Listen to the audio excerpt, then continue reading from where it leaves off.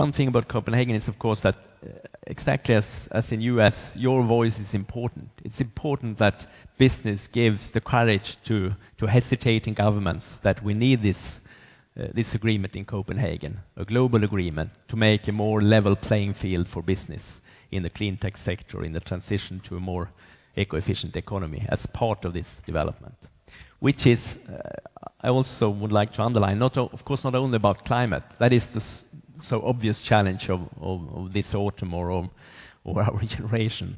But it's also very much about water resources, about biodiversity and pressures on ecosystem and resources in many other dimensions that will for certain also be very clear and bring us some severe challenges. You can see all sorts of impressive figures about the potential in this development. One scary figure, but also about potential, is that if you look on the energy system of Europe, about 60% of all the input of primary energy sources then turns out to be heat losses.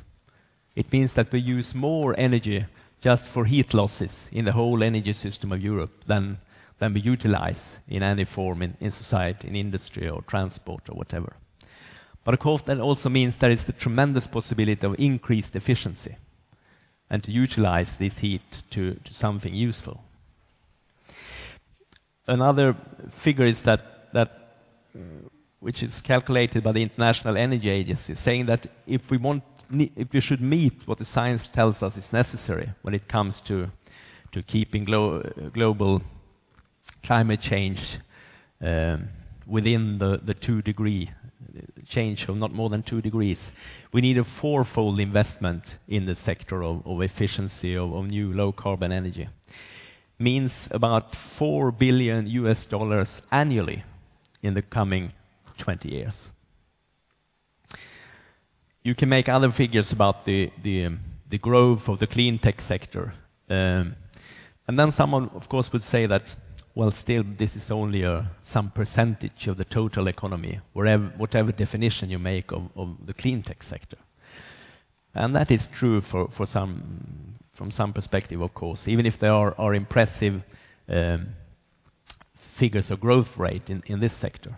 But I think then you underestimate that's what's really happening. Of course, the clean tech sector is important. You are once again, the pilots, the forerunners, the first one in this development. But it's actually about the change of the whole industrial development.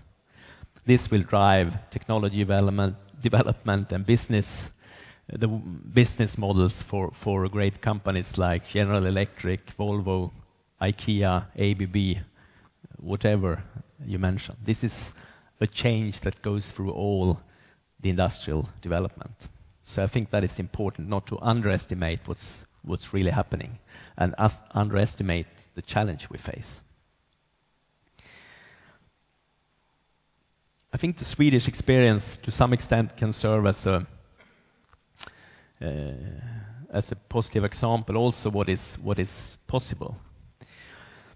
We have actually decreased the emissions of global or greenhouse gas emissions by 10% since 1990 up till now.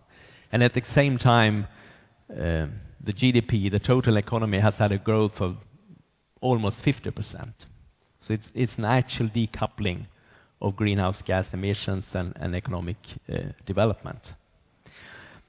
We do have about 40% renewables in our energy mix, and there will be about 50% in 2020. Half of the energy used in Sweden in 2020 will be renewable energy.